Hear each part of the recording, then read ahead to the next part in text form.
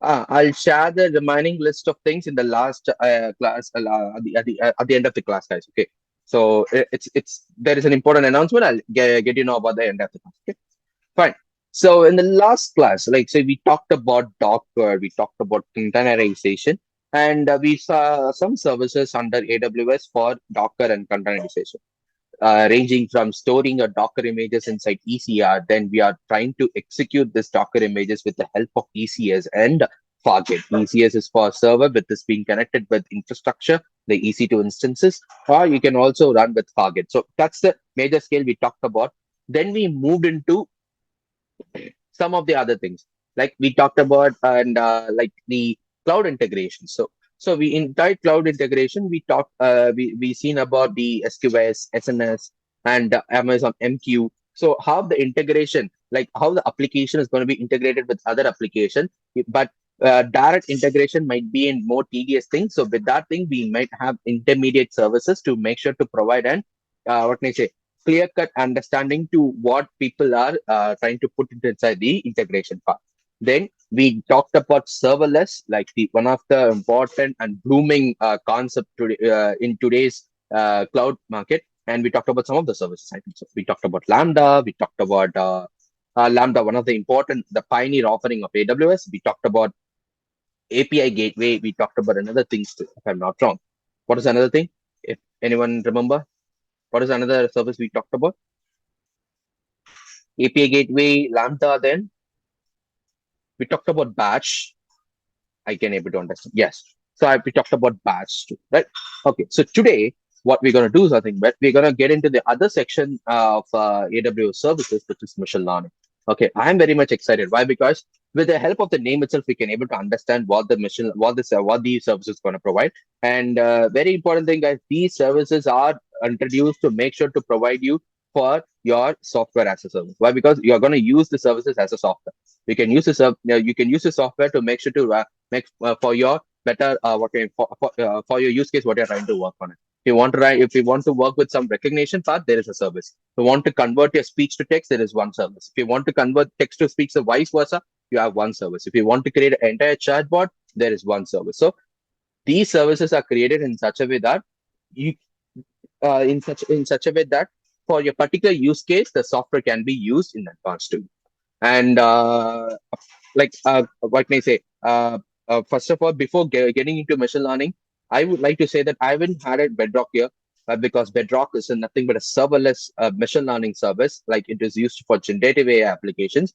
To please keep a note on this, I have not included Bedrock over here. Why? Because this is not needed for you at all. Okay. If you want to explore, go ahead, and I'll also provide my links. Why? Because I'm exploring Bedrock right now. If you want to explore, I'll provide you the link, the LinkedIn link. Go ahead, see my post, and you can get to know about what generative AI and how Bedrock will work. Okay, fine. Let's start. So first service, what we're gonna see in machine learning is that Amazon recognition.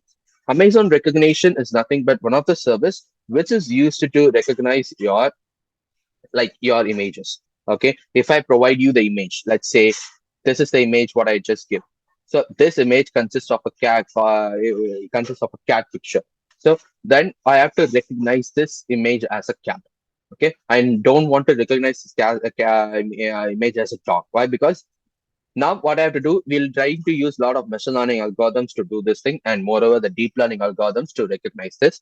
So, but Amazon recognition, please keep a note that spelling is REKKOGNIPION. So this recognition will scan this photo, scan this image, and provide the what may I say the extract. They provide the recognized thing, whether it is a cat or whether it is a dog or anything else. And moreover, it can also find multiple recognition too. Right? This is for, if a photo, if an image consists both cat, dog, and another human being, like and a human being.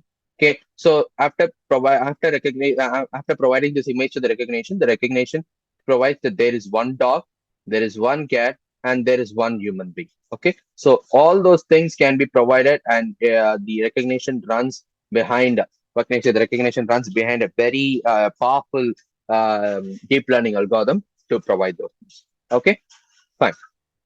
So let's see what we have in the slide. So recognition is one of the important AWS service. I would say a lot of people right now they are working with the POCs for recognition and try to integrate it with a lot of services. Okay, so find your objects, find your people, find the text, find the scenes in the images and videos is using ML. Okay, not only images, you can also use videos to what may I say recognize the objects which is present inside your videos and recognize the people who's present inside the video too, and it works with facial analysis and facial search to do user verification, people counting, right? If you have a lot of peoples in the picture, if you have a group photo, if you want to count number of people in the inside the picture, then you can use recognition too. Or if you want to verify whether you are the one I'm identifying it, I'm searching for you, like the user verification, what you use in your mobile phones or tablets, etc., etc., right? For your unlocking your phones. So you can also integrate Amazon recognition there too. So what it does is nothing but it creates a database of similar faces or compare against celebrities. And you also have another option too, guys. So you'll also have the celebrities options too. Okay, where you can use this recognition to make sure that you can work with your faces, and it also compare with the similar faces what we have. Okay, and it has you can put a lot of images and you can just check whether I'm looking similar to one of the people who's present inside the database, or similar against celebrities. If I'm gonna work and like if I'm gonna work like if I'm gonna work like I would say if I'm gonna look like other celebrities like Donald, so all those things, Ronaldo or Cristiano, so that Ronaldo or Messi or like that. So why? Because it is being fed with a lot of other celebrities photos to make sure that yes, the image to the people, the what can I say, the people have been recognized as in celebrity. So to provide you much more clarification over those things, right? And what are the use case? So what are the use cases? Nothing but first thing you can go with labeling. You can label your images, label the objects which is present inside your images and videos. You can go for the content moderation. Content moderation is that the person with a smiling face, you can change the smiling face to a sad face or to a crying face, right? You can change the modification of it, and you can detect the text which is present inside. Why? Because now a lot of people are working with handwritten recognition part. We even I also work with handwritten recognition part. Okay, and now one of my paper has been releasing in the next consecutive months to make sure to provide best in class state of art. What can I say? Handwritten recognition system to make sure to recognize your handwritten. Why? Because we can't able to say everyone's handwriting are same as, right? Everyone will not write the cursive handwriting. Everyone will not write the best in class handwriting in the world.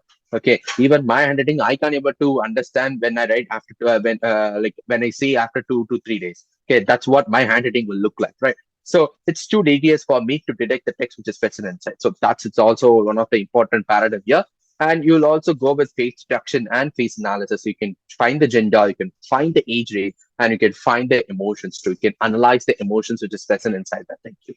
And moreover, you'll be going with face search and face verifications and celebrity recognition, as I said, and pathing. So example for sports games. So that's so with the help of the name itself, guys, you can able to understand what is the service is all about, right? So Amazon recognition is to recognize the if objects, people, text are scenes in the images and video using one of the most popular and most the fascinating state of art ML approach. Now, transcribe.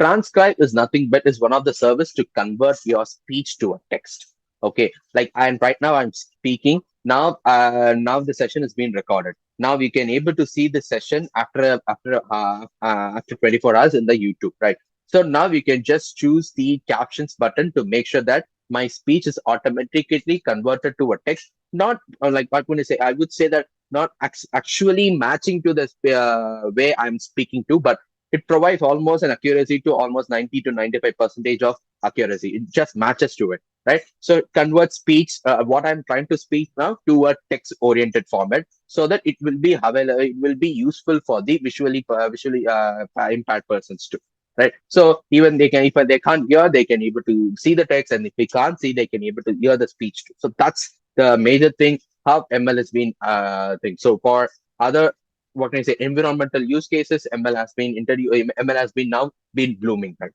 Okay, and uses what transcript does is that it uses the machine learning approach, a very one of the deep learning approach what we have called an automatic speech recognition. So very important thing, it is automatic. You don't want to push anything instead. It is where it is automatic, which is called as ASR, to convert your speech to text quickly and accurately, right? So and one important thing, so it will automatically remove the um, personally identifiable informations, okay, using the redaction. Okay, if the speech consists any information that been detected as very personal to any one of the mankind or any one of the person, then it will be automatically removed with the help of redaction purposes. So that's one of the feature of it, right? And it will automates the language identification for multilingual video. Like if I'm working right now, I'm talking in English, right? Okay, if you want to see the video in Hindi, yes, it is available. Now you can change my speech to to a multilingual thing. You can switch to you can transform that into Hindi or transform them to Telugu or Malayalam, etc. etc. So Transcript also has the option to do that thing too. So what are the use cases? So moreover, that call like the call the companies which uses nothing but the I'm sorry. The company major uses for like the voice people, right? Why? Because when you get into the company, you'll be getting into two departments, like voice and non-voice. The voice are the people who will be communicated with the clients to make sure to understand the products and understand everything, like what we have. They'll be saying that I'll be talking with the US clients, everything. So the thing is, they need to speak in such a perfect what can I say way, and the accent is also very important. Why? Because my my accent is somewhat much more clear for you. And if someone from other country, their accent is totally different, right? You can't able to understand what they're talking, so you'll try to put what these captions, and you'll start working on it. And if you watch any Hollywood movies too, okay, you took any Hollywood movies too. When you're taking any Hollywood movies, you can't able to say. Whenever I started watching my first Hollywood movie, I can't able to understand what they're talking first. Even though I'm like I learn English, but I can't able to what may I say understand what they're talking. So for the first time, I put captions. But when I improved my language to the next level, then I can able to understand what they're trying to talk. So that's what the thing is. So everyone can't able to understand what we are trying to talk. So that's why transcribe in such a way that if you have any different accents, they can able to easily convert it into text with some proper and beautiful and higher accuracy. And you can also generate metadata for your media assets to create a fully searchable archive, right? If you want to work with any media assets, you can generate a metadata. So that's transcribe. And the opposite thing for transcribe is poly. Transcribe is used to convert your speech to text, an automatic speech recognition which converts your speech to a text. Poly is nothing but the vice versa of transcribe, which converts your text to speech. Okay, turns into a lifelike speech using deep learning. Okay, now we can able to say, can I integrate the Amazon transcribe with Amazon Poly? Yes, I could. Yes, I could. I can able to do it. Right now, I'm working. Right now, I'm speaking in like the Indian pronunciation. Now you need the same video. What I'm trying to talk with in the American pronunciation, you can use transcribe to retrieve that text what I'm trying to talk, and you can use Poly to turn that speak text into a lifelike speech, and you can choose American pronunciation as an option inside Poly, and you can choose either a male voice is wanted or female voice is wanted, or what type of accent you needed, you can choose and you can start working. So now I said one of the integration, you can integrate Poly, so you can integrate it transcribe and with Poly. The vice versa is also possible, right? If someone is talking and if you want to in your own thing, right, you can also do it in the case system. So allows you to create applications that talk and opposite to Amazon transcribe. That's it. It's very it's mere thing, like it is an opposite to Amazon transcribe. And translate. So now translate, you can now integrate like the Amazon transcribe with translate, Amazon transcribe to the integrations are very easy, guys. That's right. So you can the Amazon transcribe can be integrated with Amazon Poly. Why? Because transcribe will convert the speech to text. Okay. And I'll pass this text to a Poly, will convert this text to a speech. I would say this speech is under Indian English. Okay. What I'll do something, but I need this English in that. I need the pronunciation, which is have the pronunciation in this video. It should be in the American English pronunciation. Now I'll choose the American English, and what I'll do something, but I'll change the gender. I want this in the female voice. Yes, it is. You can do it. So now a kind of what may I say integration has been done. Now with the translate is nothing but of the Amazon one of the ML service which is used to translate your languages. Like it has been supported with number of languages. I'll show you the link after this thing. I'll share you the content too. You can use that link. So with the code, like you might able to see a lot of languages will have the code which has been like what may say associated with all those languages. So with the help of code, you can just do it. So what you can do something, where how the connection would be, I would say. So now transcribe. Now it converts the speech to a text, and Amazon Polly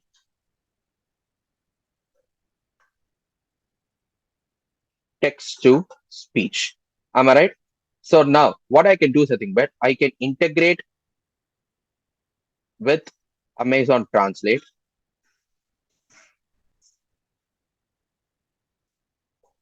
where I can convert this text since it is in English to text in Hindi or any other languages. What you just do, text with any other languages.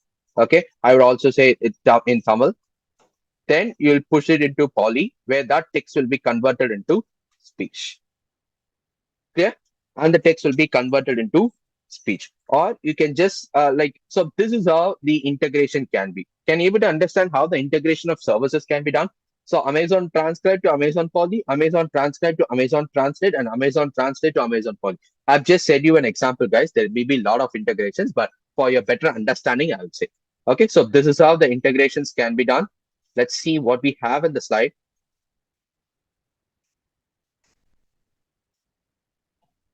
Okay, so natural and accurate language translation, as I said, translate is used for translating your text to other languages, and a two-digit code be given. So it's localized content such as websites, or you can use it for international users too. But because some of them, when I'm talking, might be the language what I'm talking will not be understood to them. Okay, everyone cannot able to understand every language, right? So to make sure to work with efficiently, and your clients want to understand what you're trying to talk, you can use translate there, and you can push here and push to the destination language what you like, and works on both input text and documents. You can just push your documents, and you can also translate that thing. And for the language support, I've given this doc. You can use this doc and place make sure that there will be a lot of codes and a lot of languages available with the designated code. With the help of code, you can able to choose your destination language, and you can start translating, right? Fine. So far so good. We talked about three different services. We talked about Amazon Transcribe, Amazon Poly, and Amazon Translate. And we first thing we talked about, and one more service called as Amazon Recognition. So now let's get into Amazon Lex and Amazon Connect. So far in your what may I say, I would say like you in your curriculum, like in your day-to-day life, you'll be using ChatGPT, right? So ChatGPT is one of the generative AI model.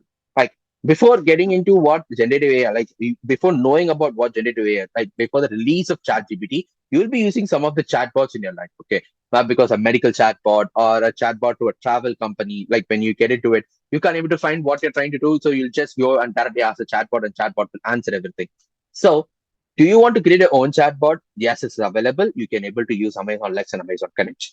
Okay, so Lex is use the same technology that powers Alexa. I think so. Most of you have used Alexa in your own day-to-day activities. Okay, well, because even I do use Alexas in my Amazon. When I search anything in Amazon, I'll put Alexa. Whenever I was lazy to type everything in my keypad, I'll just put Alexa and do it. And Alexa is one of your digital assistant too, digital AI assistant too.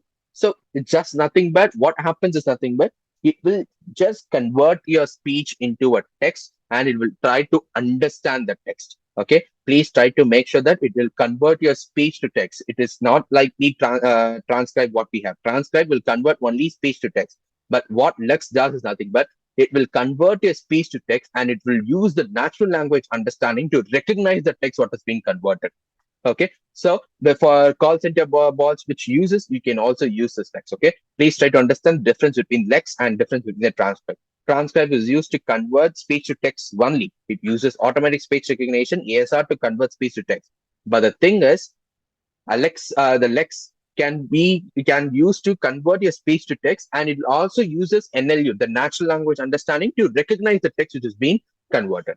Right? Then what Connect is all about. Connect is all about to connecting your virtual contact center guys. Okay, so where you need to receive your calls. Why? Because now I'm the one who's gonna use the chatbot. So I'm the user. I have to connect with the chatbot, right? So there should be a intermediate one who should be present to me as well as to the Lex. So that is one who's called as Connect. So now we can able to integrate both Connect and Flex. Okay, so Connect is being integrated with other CRM systems or AWS. There is no upfront payments, 80% cheaper than traditional contact center solutions, what you have. Okay. Now, Amazon Comprehend. So Amazon Comprehend is one of the natural language processing, NLP based thing, where it is used to understand your text or understand your document, everything what you have. Okay, for natural language processing, it's a fully managed and a serverless service. You can use Comprehend for these things. Like you want to understand, you want to understand what is the language of the text what you have, and you have to extract any prefixes of places or peoples or brands or events. And do you know about tokenization? I think so. You might know about tokenization, right? So tokens are nothing but when I'm speaking, when a paragraph is being given to you, like that paragraphs are split into tokens based on the parts of speech what we have, and those tokens are very important, necessary parameters for today's generative AI foundational models, right? And it will automatically organizes a collection of text files by topic, and you can use the sample use cases. Okay, that's it. Now, SageMaker, one of the important service in Amazon, like AWS AIML. Okay, what SageMaker is all about. SageMaker is an notebook service. I would say it is not only a notebook service, it is an AIML service provided by Amazon. Why? Because with the help of SageMaker, you can create your own models. You can create your own AI/ML models, and one of the important service used by all the AI, ML, and DS data scientists. Okay, and a fully managed service. So for creating your own or to build your ML models, and typically difficult to do all process in one place in Ocean service. Okay, now let me provide you these things. So SageMaker. So what SageMaker does is that with the SageMaker, you can build your own model. But you can ask, okay, for building my own model, do I need any infrastructure? Yes, SageMaker is like it takes infrastructure. It has been integrated with EC2 instance, but you could not make what one of the important things that to build your own models, build your AI ML models, your EC2 instance type should be a very huge one, like C2.x large. Like you need to have C2.x large or mx.2x large. So this kind of big instance is needed, and for these instances, you have to pay. Okay, to provide you much more thing. When I was started working with SageMaker, I don't know about how the services and how it goes, right? When I started working with SageMaker, I was costing around almost 13,000 to 15,000 as cost for using only one instance. Why? Because one instance, I might be taking like almost for another. I was running it as for 24 hours, right? But 24 hours. But what the pretty thing is that I have not worked almost more than 2 hours itself. But unfortunately, haven't closed it. This is what the thing I wanted to say to you guys. Okay, those who started working in it, please make sure to concentrate what you're working. Okay, and I'll try to give you one of the important example how the services can be integrated. Like let's say taking this example, predicting your score based on the attendance. What you are like, I'm going to predict your score. The predicts the participant scores who are attending this free AWS CCP class. And what is the things? Nothing but based on the history of data. What is the history of data? Based on the response what you give, based on the question and answers what you're taking, etc. So based on that, I'm going to predict your score. Okay, let's see. So this is an architecture what I have built. Okay, let's take. So this is the history of data. The history of data is nothing but your participation. Okay, your participation is nothing but your history of data. And now we are supposed to annotate this participation. Why? Because if your participation is greater than 50%, you are passed. I'm saying that if your participation is greater than 50%, you are passed. If you are less than 50%, okay, less than or equal to 50%, less than or equal to 50%, you are failed. So this is what the category what I just chose for you. Okay. Now I want to annotate this entire history of data based on this condition. You can annotate based on your things, guys. Okay. You can annotate by yourself with the help of annotation tools, what you have. Okay, data annotation using annotation. Data annotation is nothing but data labeling, guys. Okay, if you don't know about what are the terminologies, what I'm saying, please try to note down the terms. Try to search through Google, or at the end of the class, please try to ask me. I'll try to understand in a better way. Okay. And annotation can also be provided by SageMaker with the help of Ground Truth. A Ground Truth is another Amazon offered AI service for data annotation. It is an automatic annotation thing. Why? Because if the history of data crosses almost 2 lakhs or 5 lakhs of data, you can't able to annotate each and every data, right? It will be a huge tedious thing. Instead, go to some Amazon, go to SageMaker, give to Ground Truth. Ground Truth will be annotating all those things, but you're supposed to pay for the annotation too. Now, let's load the data. Once after annotating, let's load the data. As I say, inside SageMaker, you'll be creating your notebook. A notebook is nothing but the Python notebook, the Anaconda notebook, the Jupyter notebook, or the Google Collapse. So where you'll be creating an IPI1B, IPINB notebooks, right? The Python notebook. Now, so once you created a notebook, in that notebook, you'll be creating a model, an ML model. If you're from the ML background, you'll be using some foundational models. Am I right? Those foundational models are, let me give you like foundational models like if you're going to work with classification, you might be using logistic regression. Or if you're working with regression, you'll be using linear regression. A simple example. Okay.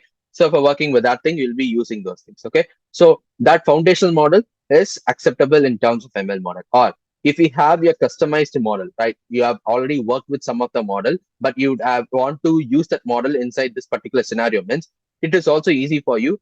Make the model as a Docker image, and they can use this Docker image inside this model too. Okay. And if you want to use any third-party models, like example from TensorFlow, PyTorch, MXNet, etc., it is also feasible for you. You can able to use that thing inside the SageMaker model. So all those threes are available. All the threes are possible to foundational model, customized model as a Docker image, and the third-party model. Once the model is done, what we'll do, we'll train the model. Once we train the model, we'll check the model, we'll test the model. So the testing is nothing but if the model is not sufficient to us, like if the model is not okay, the test scores are not okay for us, we'll try to fine tune the model. Or else, if it is sufficient, we'll try to create a SageMaker endpoint. Now, I'm the one who's using. I'm the one who's gonna test the model. What I'll do something, but I'll try to have some data from outside, like your data, like all the participants' data. I'm going to push this participants' data to the SageMaker endpoint, and the SageMaker endpoint is going to predict the mark for you. Let's say, and X is the student over here, X is the participant. It has almost 50% of attendance, only 50%. I'm saying equal to 50%. Now, if I give the data to the SageMaker endpoint, SageMaker endpoint will give me the output that he has failed in his exam. And if I give another person called as Y, his percentage is 80. If I give to the SageMaker endpoint, the SageMaker endpoint will provide me an answer called as pass. Okay. It's a simple use case where you can able to use SageMaker to run your own customized models. Right. I'll also show you one more important example where yesterday we talked about Kinesis. Kinesis, which is used to detect your anomalies. Like so, where there we use Kinesis with the help of SQL commands. We created an Amazon like we used RCF algorithm. I don't want to talk much about the algorithm. The same thing we are going to do instead of Kinesis. I'm sorry. Instead of Kinesis, we are using SageMaker over here, and we'll be creating a model and the endpoint. With the endpoint, the Lambda will be connected and will be integrated to it. Yeah. So I'll share the PDF, I'll share the notes, try to see the integration and how it works. And if you can't understand, please try to let me know so that we'll try to see the things to work on it. Okay. So focus. So focus from the word itself, we can able to understand. Focus is nothing but to predict the like to predict the values. Okay. So fully managed service. So where which uses the ML algorithms to provide highly accurate focus, highly accurate predictions. So you can just predict the what they say future scale of your like for example, you can predict the future scale of your rainfall. Let's see. So you have a historical data, the time series of data. Most of you have been going with a name called as time series forecasting. So for time series forecasting inside AWS, you can use Amazon Forecast to work on it, right? Now you'll upload the data inside S3 and you'll create a forecast model with the data inside S3 and you'll be creating a forecast model and you can just produce the future case, right? What are all will be happening in the future with the help of forecast, you can able to easily predict only with the help of historical data. Very important thing, only with the help of historical data. Why? Because only with the help of historical data, it can able to learn the features and it can able to learn the patterns which is present inside it. Okay. And the next service, Kendra. So I would say, so this is where the extension of the document chatbots now it is being created using Gen AI or the app called as Qver. Why? Because I've also worked with Qver. I'll also share the blog to you, or you can just follow me in LinkedIn. You can able to find the blog in blog what I've written in Qver. So Qver is nothing but a third party document chatbot which works only with the document. So Kendra is one of the service which works with the document. Okay, you can say like you can index any of these things. So which uses natural language search capabilities to work with the document. Let's say your data sources from RDS or S3 or Drive or MS Sharp, etc., etc., etc. What you'll do is nothing but inside Kendra, you'll be putting your knowledge indexes. Knowledge index is nothing but you'll be listing out each and everything. And if I'm going to use ask the question, let me say I'm going to pass my resume inside into the Kendra. And the indices will be pointed inside my resume. What happens? Nothing. But if I'm going to ask the question, can you say about the educational qualification from the resume? Is nothing but so it will take only the educational qualification and provides me the answer. And if just give me the work experience present inside the thing, it will provide only the work experience. Or if you want to ask any other further questions based on the work experience, it will provide you the answer. So this is how Kendra will work. So Kendra works on uh Kendra works on all those important things, right? Fine. Then personalize. So personalize is one of the another important offering from AWS for your content recommendation systems, like and your personalized recommendation systems. Well, because so far so good, you might do thing. What you'll do something, but go to Amazon. You'll be purchasing some thing, or you'll be seeing some of the products. Like just you say that you'll be pushing your what can I say? You'll be pushing the product. You'll be seeing the shoes for your things or saying mobile phones, but you'll not be buying. You just rolling it and you'll be trying to see the reviews too. But what happens? Then you say that let's see some other time. Like I don't want to do it right now. Let us see some other time. Then you'll go to another app called as YouTube. Right? You'll be seeing some of the videos, but you can able to see that an ad will be at the ad what you're trying to push inside YouTube or at the side notification you might able to see the same shoes offers will be available recommending with you in such a way that you recently seen this thing and we are recommending you these things. How far, how the data has been shared, you are been seeing something in Amazon, but right now the app is different inside YouTube or inside Instagram. Now the same recommendations is being given to you. How far?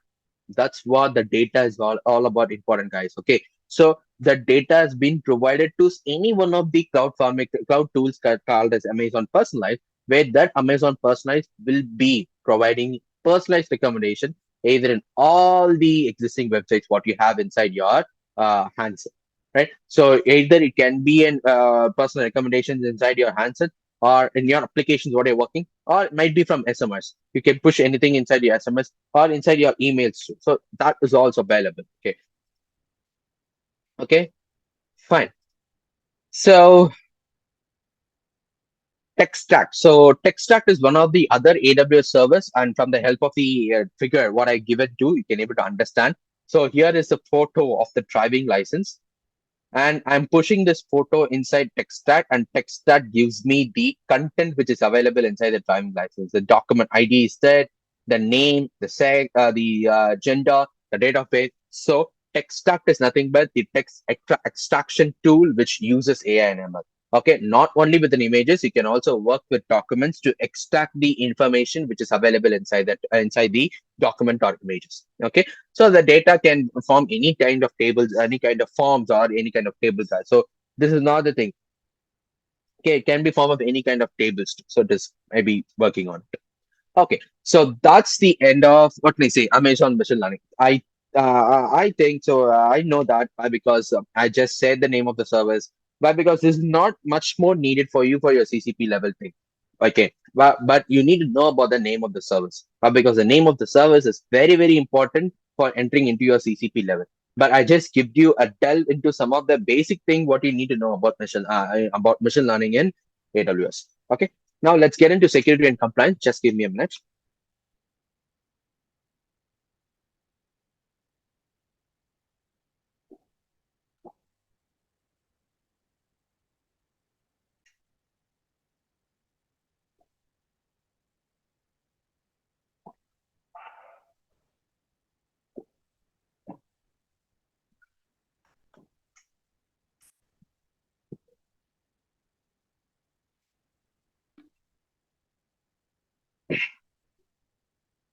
Fine.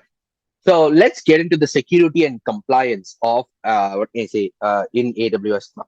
So far so good in my series of learning, and I've taught you some of the security level services. One and most important thing is all about the security group. Why? Because security group is one of only the AWS service where we talked about the security. Am I right? But I would say there are a lot of security services available. But before you need to know that thing. First and foremost thing you need to know about in security and compliance is that the shared responsibility model. Okay. The first and foremost thing is shared responsibility model. Why? Because AWS cloud can provide you only these kind of security measures. Okay. It not provide entire security measures. Why? Because AWS is not responsible for that. Since you are responsible for that, you are supposed to provide some of the security. You are supposed to secure some of the things too. So there is some equal partition between the user as well as AWS cloud. AWS cloud can provide only these kind of security measures, not more than that. Why? Because AWS is not responsible for that. You are supposed to provide one these kind of security measures. Why? Because you are responsible for that. That's the major difference. That's the major goal behind shared responsibility model. That's why I taught this shared responsibility model in the first day of the class itself. Why? Because whenever you go, make sure that AWS is not responsible for the entire compliance is what you AWS is responsible for only for its allocated resources only. Remaining things you should take care. Okay, remaining things you should take care, and it will be an huge tedious if you don't take care at the particular scale. And this is what we talked in the in the first day of the class. Like the responsibility of AWS is nothing but the security of the cloud, and responsibility of the customer is nothing but security in the cloud. Whatever you give inside to the cloud, that your responsibility is. Whatever AWS is providing for you, that's responsibility behind the AWS. Okay, so that's the major thing. And what are the shared controls? The patch management, configuration management, fairness, and etc. That's the shared controls too. Okay, and please, guys, whenever getting into security and compliance, please understand what shared responsibility model is. Okay, don't delve directly into security services, why? Because it might lead you to another cases. Okay, DDoS attack. Why? Because the distributed denial of service. Okay. Because even I'm not from the security background, guys. Okay. I'm not from security background. I don't know what and all the pay much more detailed things about security things. But I do know about some basic things, but because I've cleared some of the certifications. So with that help, I can able to understand. I can able to teach you. So in the first day of the class, when I'm talking about load balancer, I said go and watch about what DDoS attack is all about. Have anyone watched what is DDoS attack is all about? I can able to get from the comments if you to done that.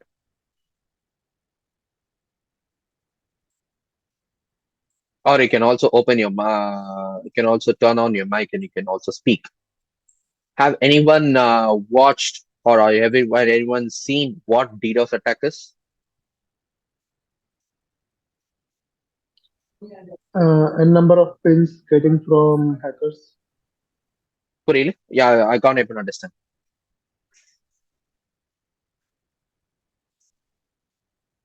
Guys, if it is wrong, no issues. Tell why, because then only you can able to correct yourself. Okay.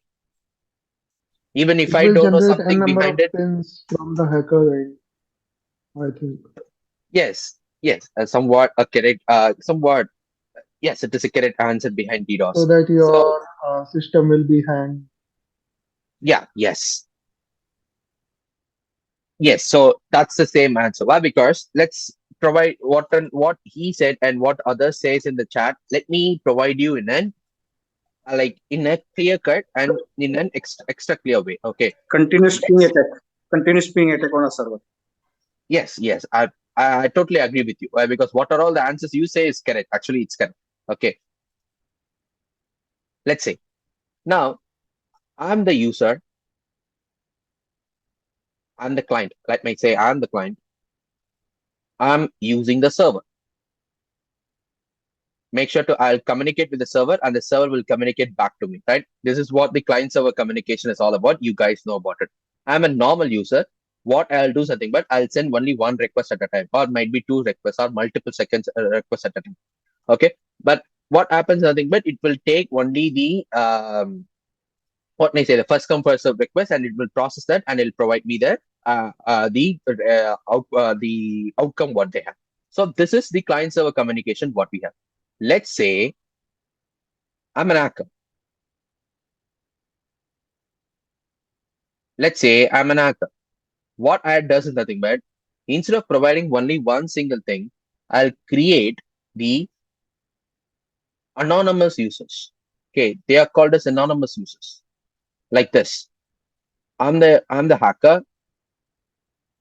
They create multiple anonymous users. Okay. And these multiple anonymous users create one more multiple anonymous users and goes on. And what happens is nothing but all the multiple anonymous users will directly interact with the server, Okay. What happens at one single point time called T, all the multiple anonymous users, which is being created by a hacker. Okay. And more important thing, all the multiple anonymous users have same IP, doesn't have different IP at all. Might have different IP too. Why? Because now hackers are being who are working in the hacking part, they are being integrating with having the same IP to different IPs too. Okay, they are working with different IPs. Why? Because right now I just communicated with one of my friend. I just talked about what DDoS attack is all about. He said that the multiple anonymous users what we create, make sure that it might work with the same IP what we dealt with the same IP, or might be from different IP, creating false IPs, not the same, not the true IPs. Okay, creating with the false IPs, and those false IPs might be pointing to some of the locations too. Okay, clearly understand. Okay, might be from the same IP with with where the hacker will be present, or might be with the multiple IPs, or might be a false IPs, or might be with the multiple IPs where it will locate the different locations too. So like just imagine like in movies what hackers will do, right? Creating multiple anonymous agents and working with with different locations. So the same thing, he's from IP1 pointing at let me say, okay, I'll write it another different color. Okay, he's an IP1 pointing at he's an IP1 pointing at Mumbai. Okay, he's an IP2 pointing at Chennai, pointing at Chennai. And he's in IP3 pointing at Bangalore. And he's in IP4 pointing at some other state like what may I say, Bihar. Okay, a kind of these things has been done. And they also each and every independent multiple anonymous users pointing to different other states, not only states, different other countries. Might be some of them from what may I say US, some of them from Afghanistan, some of them from Bhutan, some of them from Nepal, some of them from China, goes on. But unfortunately, the hacker who's being created all those multiple users is from what may I say from some other state called as Delhi. Okay, so now what happens is nothing but all the multiple anonymous what may I say IPs created. the agents created directly integrate or directly send the request to the server. What server will do? Okay, there will be almost millions of requests. There will be almost tons and tons of requests. The server can't able to withstand all those requests at particular point called as T. So the server will get hacked and it will not try to give the response directly. So it might be leading to lot of tedious things. And when any other security persons or when any other person who want to know who has hacked the server, it will point to different locations. Like someone said that Mumbai has given this thing, Chennai has given this thing, from one IP is from Bangalore, one IP is from Bihar. So they can't able to directly point to where the attack has been happened and from where from the point where actually the attack has been happened. So this process is called as DDoS. The distributed denial of service attack is one of the important, most what may I say, famous thing. But because in terms of security personalities, I would actually talk to them. They say that try to put DDoS, but because it's very fascinating for them and the very important measure what even each and every security advisors want to take. Okay, even if you're creating a service, if you want to create your virtual service, you might need to DDoS attack. Okay, you might need to DDoS attack. You can't able to say that you do have application load balancer, you also have elastic load balancer, you'll also have auto scaling groups based on the request. I'll split the number of servers. How many servers you'll put? If you have millions of servers, millions of requests, you'll be creating millions of servers, millions of EC2 instances. That might lead to another dimension of it. So how to what may I say recover from this DDoS attack, or how to detect, or how to recover, or maybe I would say how to like detect this DDoS attack. There is one service in AWS called as AWS Shield. Okay, from the word or from the name of the service itself, you can able to understand AWS Shield is one of the servers used to detect the DDoS attack and to recover from the DDoS. If it has been detected, there might be other recovery cases. You can use those things, right? So this is called as like what can I say, DDoS attack, guys. Okay, and those who have set answers, they are actually correct. Like that is the point what DDoS attack is all about. But I have said it in a very clear and clear cut understand. Okay, so AWS Shield is one of the service, and Shield has lot of features, like lot of other flavors too. AWS Shield Standard, AWS Shield Advanced. Okay, so Shield is we can use Shield to what can I say, protect against your DDoS attack for your website and applications, and for all of your customers, guys, at no additional cost. And you also have Shield Advanced, which works under 24/7, but you are supposed to have your premium DDoS premium what can I say, subscription for this thing. And WAF, like your web application firewall, where web application firewall will be working only one based on the specific request, and it has some rules behind it. Only if it has rules behind it, you can able to run that thing. Okay, and you can also have CloudFront and Route 53, where with the help of CloudFront and Route 53, and the Route 53 is a CDN service, as I said, and you can also combine with AWS Shield, you can run it. And whenever you are talking about DDoS attack protection, you need to know something in advance. You are supposed to leverage your AWS autoscaling. Okay, you need to provide AWS autoscaling in that case, right? Fine. Now, I've said what is Shield. Now, like I said, the Shield is a service what we're going to use. So, what is Shield? So, there are two flavors, as I said, AWS Shield Standard and AWS Shield Advanced. So, Shield Standard is a free service that is activated for every AWS customer. So, you don't want to do those things. And provide protection from attacks such as SYN or UDP floods, reflection attacks, and other layers, layer 3 or layer 4 attacks. So I'm not guys, sorry, I don't know about what SYN or UDP flood attacks or reflection attacks. If you guys know, please post what SYN or UDP floods or reflection attacks. I'm eager to learn about it and how it does works and how Shield can be protecting those things. And AWS Shield Advanced is another proprietary provided by AWS Shield, but it is an advanced version. You are supposed to pay for the premium protection. And for service, like $3,000 per month per organization. And you can protect against more sophisticated attack on Amazon EC2, Elastic Load Balancing, Amazon CloudFront, AWS Global Accelerator, one of the important service for high availability, Global Accelerator, and Route 53 for your DNS thing too. And as I said, AWS Shield Advanced will be giving you 24/7 access to AWS DDoS response team, and it protects against higher fees during your usage spikes and due to DDoS. Fine. So that is all about AWS Shield. AWS Web Application Firewall. So to protect your web applications. Okay, like if you are working on some of the applications, if you want to protect your web applications from exterior attacks, that is the attacks which is not available from your server itself, from exterior thing. So how to prevent that thing? You can use the Web Application Firewall, and moreover, it has been used at layer 7. I think so. You guys know about TCP IP protocols from layer 1 to layer 7, right? Can anyone name all the layers? If you are okay. If you're okay, you can also put it in the Physical chat. layer, data. Physical data link. Okay, fine. That's good. Physical data link. Then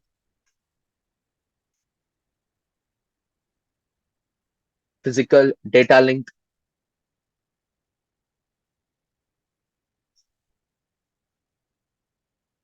Anyone knows? Physical data link. Then network layer, transport layer.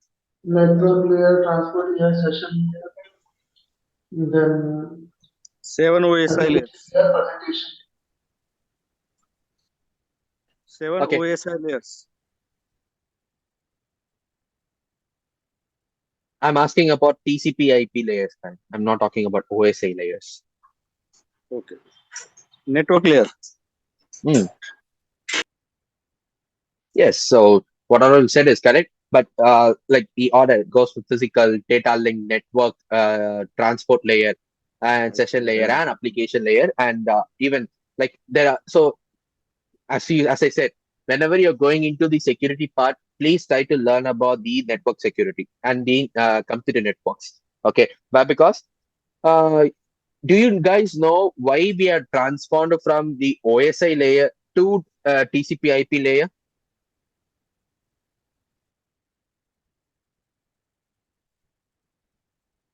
Okay, so I'll answer those questions. So, well, because that's very important too. You need to know about this thing when you are getting into security part. So, OSI has almost OSI layers. The number of layers in OSI is greater than number of layers in TCP. Okay, so maybe you need to know about it. Okay, so as I said, the web application firewall is being used at the layer 7, which is nothing but HTTP, versus layer 4 is TCP. Okay, and deploys on application load balancer, API gateway, what we have seen, and CloudFront we have not seen yet, so don't worry about it. And how to define your web access control list. That is nothing but whenever you're creating a web, like the web application firewall, you are supposed to create a web access control list. What are the things you have to do? First, you are supposed to include your rules, which includes the IP addresses, the HTTP headers, HTTP body, and URI strings. You guys know about how an HTTP response, request code, request message, and response message will look like, right? If you know, or if you don't know, do you guys know about it? How the HTTP request message structure and HTTP response message structure will look like? Because you'll be knowing about the client server model, right? Okay, so yes, so I think so everyone knows about it. So where you may be able to see what is the feature behind HTTP headers, what is HTTP body, and what is about URI string which is present inside it. And it protects from the common attack called as SQL injection. It protects from the common attacks called as SQL injection and cross-site scripting and size constraints. And you are supposed to provide your rate-based rules, which to count the occurrences of events which is happening inside the web, inside your web application to detect your DDoS things too. Right? So this is all about your web application firewall.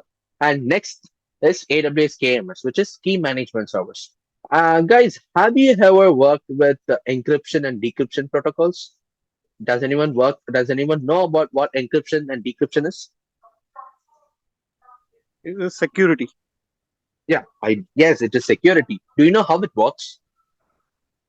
Can anyone give Yes, me an you give an encrypted key to the VM or the object, and it gets protected. You cannot decrypt it without the proper key. Okay, fine. So the key is very important, right? in terms of encryption and decryption too, right? Yes, yes. Yes. So there might be two different types of keys in encryption, two types of keys in encryption and decryption. Is it so? You Uh, generate one key.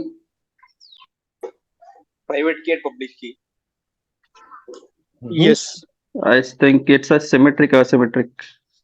Yeah. So first thing is all about symmetric key, and another one is all about public key. Now, provide me an answer whether symmetric key can be shared to both encryption and decryption, or public key should be transferred to both encryption and decryption. Using private key, we encrypt and public key, we decrypt. That's okay. I'm asking about symmetric key. Whether symmetric key will be symmetric key encryption is there, public key encryption is there. There are two types of encryption you can do. You can do with the help of symmetric key. You can do with the help of public key, where you will share the key to the decryption part.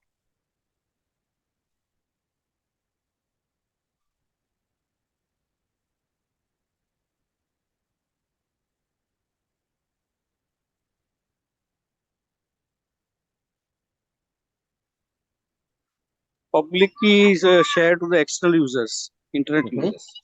Okay. What about symmetric key then? You're correct. Public key is being shared with the external users. You're correct. What about symmetric key? No idea. Okay.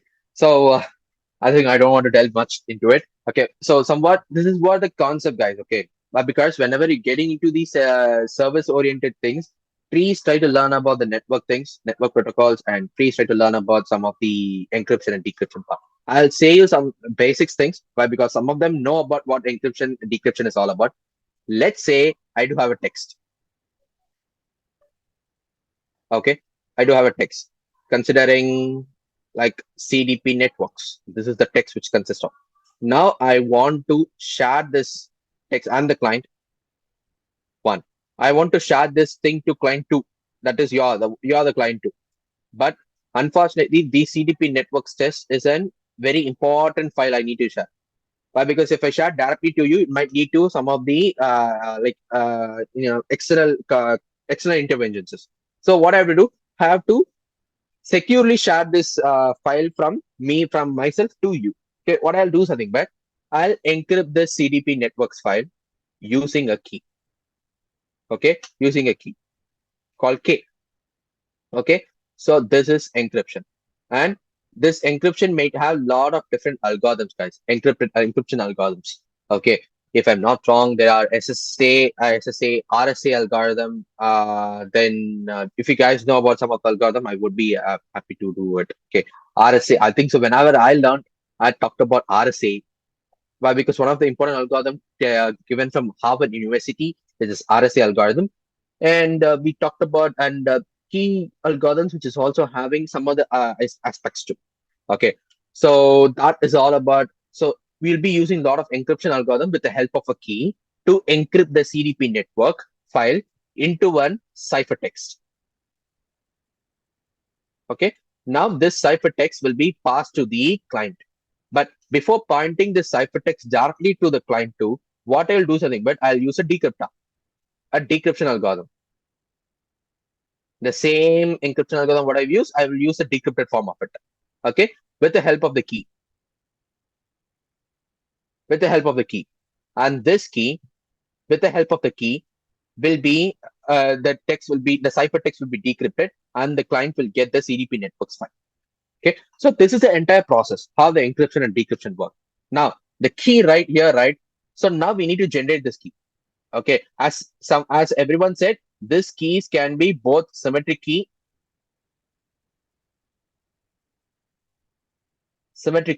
or public key. Symmetric key or public key. What happens in symmetric key is that, as someone said, so I'll just give you the basic understanding how symmetric key works. Okay, now you are generating a key right over here, right? Now you're generating a key over here. I'll change the color of it to make sure to understand it. Now you have generated a key to encrypt this text. What you do something, but you'll pass this key to a decryptor to make sure to decrypt the same text. Okay, this is called a symmetric. You'll use only one key to encrypt both, one key for both encryption as well as for the decryption. What encryptor will do something, but after encrypting the text to a ciphertext, the encryptor will, what can I say, push the will give the key to the decryptor to decrypt the text. Okay, that is symmetric. Public key won't share, but there is available as a public, and there are a lot of concepts over there you'll be using for association, some other things too. So these keys are very important for your encryption. Do we have any AWS services to create your own keys? Yes, and that is called as AWS KMS. AWS KMS is a key management service to create your keys, right? So that to give an overview about it, I just to give an overview, I just give a talk like I've explained you these guys. Okay, fine. Let's see what we have. So KM is nothing but the key management service, which provides you the encryption keys. And if you are working in the symmetric key, you can also pass the same encryption key to the decryptor to decrypt the text. Okay, to decrypt the text. Okay, fine. So encryption options. So what are the things you need to know about when they are getting into the encryption? First thing, the EBS volumes. Okay, first you can encrypt the volumes which is present inside the EBS thing, and S3 buckets. Okay, but because whenever you're storing an object inside S3 bucket, you can encrypt the object storing. So we have seen two different types, right? So what you can do when you have an object, you can encrypt the object and store inside an S3 bucket. Or you can also do another way. You can just store the object inside S3 bucket, and this S3 bucket get encrypted to make sure that this S3 object get encrypted too, right? And Redshift database, RDS database, EFS types, pre-storage services, what you store data inside it, you can encrypt it, right? And encryption automatically enabled. And whenever encryption has been enabled, the CrowdTrail logs will be taken to make sure what are all the things to be make sure that and works with S3 Glacier and the storage gateways too. And so far so go. You learned something called encryption, right? Now, what is data address and data transit? Okay, data address is nothing but when the data has been sitting inside any one of the storage services, either in the EFS or either in the S3. What data transit is nothing but whenever passing from one database to another database storage, one database or storage to another database or storage, right? So that is nothing but so whether encrypted at rest, what is the difference between encrypting the data at rest and whenever encrypting the data at transit, when it is moving from one part to another part? What is the difference between that? That's what we are going to see. At rest, data stored or archived in a device. You can use RDS instance in S3, Glacier, Deep Archive, etc. In transit, in motion, data is being moved from one location to another, means data transfer on the network. We want to encrypt data in both the states to protect it, right? So either what you can do something good, you can either encrypt the data which is present inside the storage devices, or you can either encrypt the data moving from one storage device to another storage device what you have. Okay, so both the things is available, and for that you can use AWS KMS. For this you can use the AWS KMS too. So where you can able to for storage purpose, you can use the AWS for storage for objects which is being stored inside S3. You can use KMS to encrypt it, or to move or during transmission from one database to another database, you can use KMS to integrate those things too. Okay, fine. So far so go. We talked about a lot of things, right? So we talked about AWS Shield, we talked about AWS Web Application Firewall, we talked about AWS KMS. Now, what Cloud HSM is all about? Let's say now I do have only 20 gigabytes of data. I do only want 20 gigabytes of data. This 20 gigabytes of data is very small for me, right? Why? Because 20 gigabytes of data, it's very small compared to a huge amount of data. I can encrypt that at my side itself. Okay. Why? Because encryption will be easy for me. I can encrypt this 20 gigabytes of data. But instead, if it is going to be 20 terabytes, the size of the data is huge, right? We can't able to do it we can't able to do it by ourselves. We can't able to encrypt the data by ourselves. What we will do, we want to seek another cell. Okay, that's where Cloud HSM is being given. Cloud HSM is a device which is used to encrypt your data if you have the large amount of data, and it will provide you a device where the help of the device you can able to cipher the text. Okay, so KMS AWS manages the software for encryption, and for Cloud HSM, AWS provisions the encryption hardware. With the help of encryption hardware, you can able to do it. So HSM is nothing with a dedicated hardware. It stands for Hardware Security Module. You manage your own encryption key entirely, not AWS at all. Okay, you don't want to integrate AWS KMS over here. You can able to provide any kind of keys what you have with the help of uh, one of the important algorithms. You can able to put a thing SHA 512 algorithm or SHA 256 algorithm, secure hash algorithm. With the help of that, you can provide your own keys and you can start working on it. Okay, so HSM device is tamper resistant. That means files input operations per second. 142 to 2 level or 3 level compliance is one. Fine. Okay. So types of customer master keys, right? So what are the keys we said so far? The CMK. Like there are a lot of different types, right? I just included this type to make sure to provide you a basic understanding for this thing. Okay. So maybe customer manages keys, managed CMK. That means the CMK which is being managed by the customer only, and AWS managed CMK might be giving from some other services to behalf of the AWS, might be from behalf, and AWS owned the CMK. That is AWS manages something is that AWS will be managing the CMK which has been provided to you. AWS owned the CMK is that some of the things will be proprietary to AWS itself. Like they will be owning the CMKs, they are owning these customer master keys, right? And cloud HSM keys, which has been not proprietary to AWS, but will be provided by the cloud HSM devices, the hardware security model, which will be provided both those things, and they will provide you some of the keys. So these are the different types of customer master keys, like the keys which is be there. One is all about your own managed CMKs.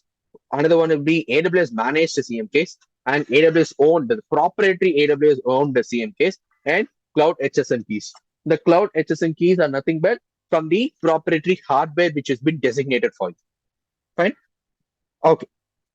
The next service what we're gonna see is AWS certification manager. So I think so. Been worked with some of the things, right? One of the things is that let me give you an instance. Um, do you work under SSL certificate, secure socket layer certificate, or SSL certificate, guys? Do you have ever worked with us? If you Yes, know, yes. server certificates. So can you just say what that certificate is all about? The certificate it enables you to proper authentication on the server through Okay, this fine. certificate. That's good. Yeah, Yeah, legitimate. that certificate will provide you a proper authentication to access the server, right? Yes, right. That's what the answer you're trying to say, right? The certification will give you a proper authentication to access the server. Yes, yes, yes. Okay. Where do you get the certificate?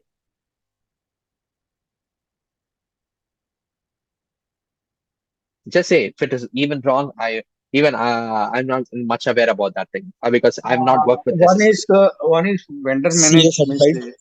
yeah, Mhm. CA certification and vendor Okay, also. from vendor you will be getting your certification, right? Yeah, Your yeah. certificate. Then with the help of the certificate, will be giving you'll be taking the access to the servers. What if not so? If I'm going to say that if AWS is going to provide you the certificate, will you be lending the vendors to provide that thing? So just say Uh, your answer will be applicable to everyone who's been listening to this thing. maybe if Maybe you'll AWS. not be lending to vendor, right? Then that is a service called as AWS Certificate Manager. AWS Certificate Manager is the one service which provides you the certification needed for you for the access, like for your security purposes. It will provide you the certificate. I given you a simple example, like with a client will have an HTTPS login with application load balancer. So now this application now a client needs the TLS certification to access the EC2 instances. Why? Because you are supposed to have what can I say why? Because it has HTTPS, but the security groups will allow only HTTP traffic. Even though I need to access those things, right? What I have to do, I have to get the SSL certificate to get access to servers. Now, certificate manager, AWS certification manager is the one which provides me the TLS certificates. With the help of TLS certificates, I can able to access it. This is all about the concept behind ACM, that is AWS certification manager. Okay, it is free of charge for public TLS certificates. Automate the TLS certificate renewal, and it works for both private and public TLS certificates. Okay, and you can integrate this with Elastic Load Balancer, CloudFront distribution, APIs on API gateway, etc., etc., etc., and goes on. Okay, so there are a lot more other AWS certificate, AWS security services, guys. Okay, why? Because I'm not covered entirely in this part. Why? Because this is good to know about this thing, but I'm not gonna give you an entire overview about it. The first thing is all about the AWS Secrets Manager, which is used for storing secrets. Like if you say KMS will have a ciphertext, right? So why? Because those ciphertext is the secrets one. We need to have some database which helps us to store the secrets, right? So where you can able to use the secret manager to store your secrets, and it has been mostly meant for your RDS integration. Okay, mostly meant for your RDS integration. And AWS Artifact is not really a service. So where Artifact will provide you the portal with the help with where the customers will get on-demand access to AWS compliance documentation agreements. But because AWS provides lots of agreements to make sure to use their services with association with other kind of integrations too. So Artifact is not really a service, we would say, but because it provides you a portal where the customers can able to access the documentations. God duty is nothing but for anomaly detection and for threat discovery to protect your AWS account. And God duty uses AWS machine learning algorithms for detecting your anomalies and providing a third party data to make sure to detect the anomalies which is present inside. And inspector. So inspector is nothing but who's an inspector. Inspector is the one who's run some security, run the assessments to check whether everything is working properly or not. Samely, in Amazon inspector will run the automated security assessments to make sure to check whether all the integrations are working correctly or not, all the services are working correctly or not. Is there any things that's been happened or not? To check whether everything is working correctly or not, Amazon inspector is the one who does everything. AWS config. So config will help with auditing and recording complaints of your AWS resources, guys. Okay. Config will give you the resource like configurations and record configurations and what are all you're working so far. It provide you the configuration so far, what you have dealt into it, and it will change over time. Why? Because it might integrate with other services, and at time T one you'll be integrating with other services. It might change. Okay. So config will have those kind of integrations as well. AWS makes you one of the important service why because it's a data security and data privacy service where it also uses the same AWS machine learning algorithms to detect and protect your sensitive data in your AWS. And Security Hub, which is also a central security hub, which takes up another a central security hub tool to manage your security assessments, and you can also secure those things. And Detector, so it uses ML and graph to detect and analyze the anomalies which is present inside the data, or if any attack has been happened, you can use Detector to analyze it. Abuse, with the help of that word itself, it's report the suspected AWS resources, or if you have any abusive or illegal purposes inside AWS. If you find the abuse will be taking care of it. So there is a wide range of scope in security, and you also have an entire security specialty level inside AWS. But I've just touched only the basic overview about security. Okay. Now you know what are the security services that are available. And now you guys know how to detect the data attack present inside AWS services. For one, any certification, yes, we do have any. If you have any key management service, yes, we do have those things. So now you know about the basics of AWS security and compliances. Fine. So far, so good. Now, before ending this today's class, I wanted to say something. But because first and foremost thing, you'll be whenever you're creating your AWS management console, you'll be a root user. You need to know what are the privileges for your root user, right? That's a very important thing. But because, as I said, you'll be creating as an IAM user, all those privileges. First of all, you need to know what are the root user privileges. So root user is the one who's the owner of your account. Okay. Whenever the account is created, you are going to be the owner. You'll be provisioning the resources, even though you are going to be the one who's going to create the IAM accounts and IAM users, right? So that's the major important thing, and has complete access to all AWS services and resources, guys. Okay, they don't have any policies attached. No, even root user can able to access everything what is available in AWS.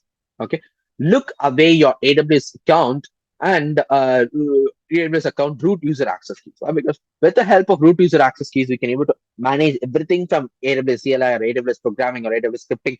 Everything you can do it in advance, and root user is a very important thing. Okay. Then So do not use the root account for everyday tasks, even for your administrative tasks. But it looks like a pity thing. Okay, you said that what can I say? Root user is the one who can able to get all those things in advance. But you are not now saying that don't use root user at all. Yes, don't use root user. Okay, don't use root user for your everyday task or even for your administrative tasks. Don't use root user. Create an IAM account and provide services, provide IAM policies to it, and use that as an account for you. Okay, and actions that can be performed only by the root user. These are the list of actions. I'll just say. So you can change the account settings like the name, email address, password, user access keys, certain tax invoices. You can close your AWS account with the help of what can I say, root user. Change or cancel your AWS support plan, what you have been attached. You can configure an S3 bucket to enable MFA. That means a multi-factor authorization thing. Edit or delete an S3 bucket policy. Sign up with government cloud, etc. Okay, so these are the root user privileges you need to know before entering into what are all things. Like if you want to work inside the cloud, please make sure to know about that. When you are creating an account, you'll be a root user. Okay, but don't use root user for your everyday tasks. Okay, I will suggest that. Okay, so that's the end of the class. Let's see what we have today, what we have seen today. So first thing, we talked about AWS machine learning. We talked about recognition for recognizing the images, finding the emotions, finding the number of people which are present inside it. And SageMaker, an important service used by ML DL enthusiasts to create your own ML models. And we have seen two important use cases. With the help of use cases, we can understand those things. And personalized to provide personalized recommendations based on the products what you have seen. Comprehend used for NLP tasks. Poly, which is text to speech, translate. Uh, I think so. Yes, Poly is text to speech.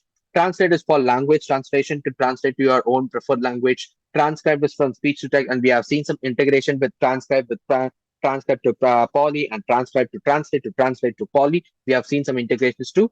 And Lexin Connect was used for chatbot creation. 4K is for accurate predictions, and Kento for document analysis. As I said, for when you have to ask for some any part of the document, you can do that thing. And text stack to extract the information present inside the document or present inside the image what you have given. A textual information want to extract it, you can use text stack. And in terms of security and compliance, first we talked about the very important thing, which is the shared responsibility model. And we talked about the DDoS attack, how to prevent it in the DDoS attack, how to prevent it in the DDoS attack. And thirdly, we talked about how to prevent it. First, we talked about AWS Shield, and we talked about web application firewall. If you are running, if you are having any web applications, you can use web application firewall to detect any kind of attacks. And KMS, key management service, to create your own keys for your encryption and decryption. Cloud HSM is a device provided for your ciphertext, and ACM, AWS Certification Manager, used for giving your certifications. That's very important. If you want to access your servers, rather lending to the vendors, you can use AWS to provide AWS. You can ask AWS Certification Manager, which automates your TLS CSSL certificates. And we talked about other AWS and other security services too, guys. We talked about Nasia, we talked about Guard Duty, we talked about Expector, and we talked a lot about the etc. And we talked about root user privileges too, right? So this is the end of today's class. And if you have any doubts, we can answer. And there is one more important information to say. First, let me get back.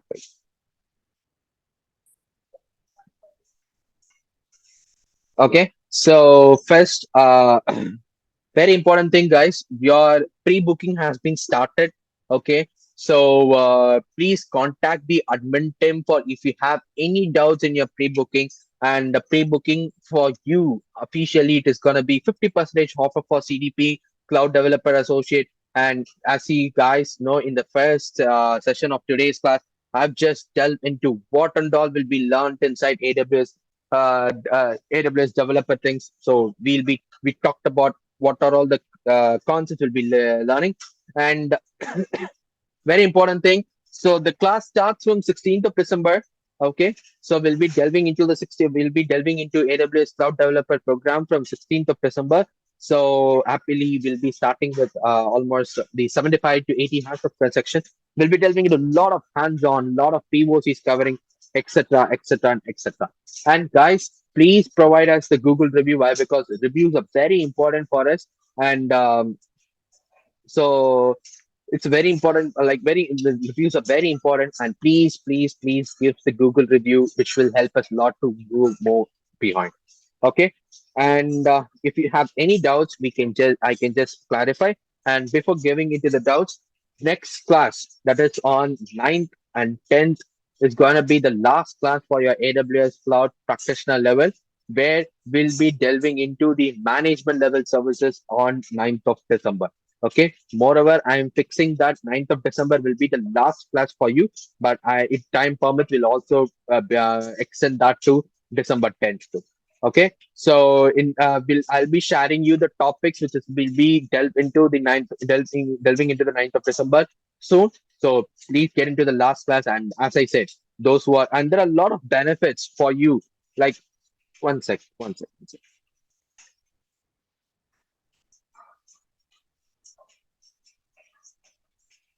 There are a lot of benefits for you guys. So those who are attending this class, they get a lot of benefits in the cloud developer program too. Okay.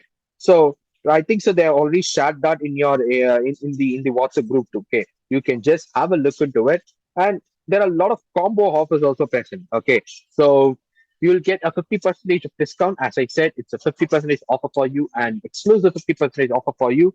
And what can I say? Those who are participating in this lecture is getting those offers. So I think that CDP is providing a much advantage for you. Get into it, and they also have a lot of what can I say? Advantage of combo offers with VMware. Okay, AWS plus VMware training. I think so. Like it's will be a huge what can I say, opportunity for you to get into the other things. Fine. So now the path is open for you. If you have any questions in today's class, we can ask.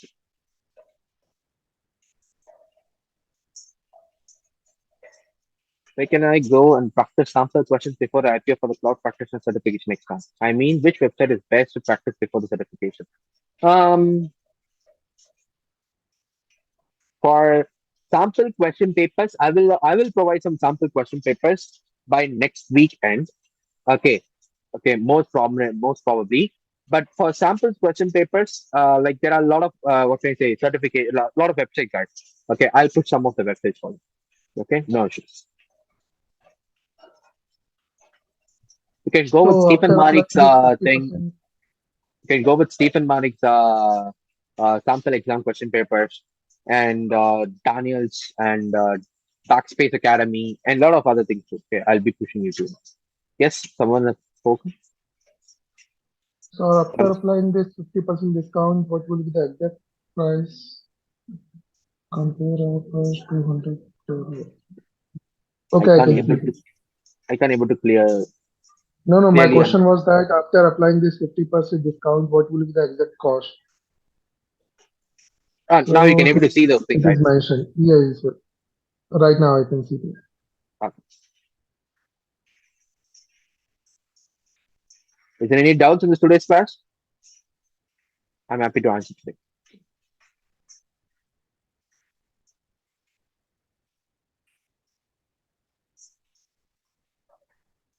No, not needed. For practitioner exam, it is not needed. Actually, I need to watch that video once again for machine learning. It is completely Yes, bad for me. that's why I Yes. said, right. Yes, it's completely new for everyone. But you need to know about the basics, right? That's why I took today, like let it be the service one. Let me try to complete that thing.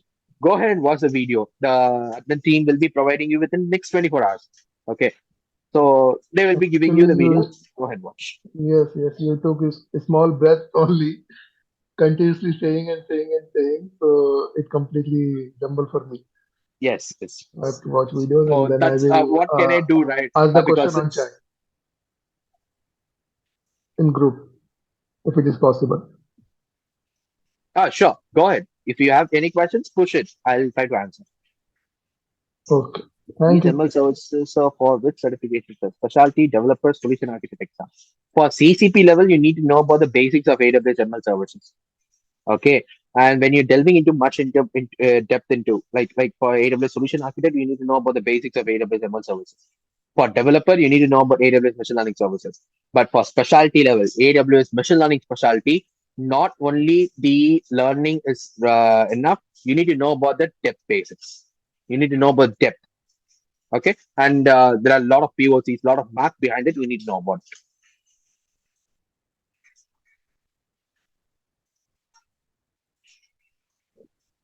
Thank you for this session, sir. So can I leave now? Okay, I think so. If you have any don't have questions, we can move. There is no So happy questions weekend.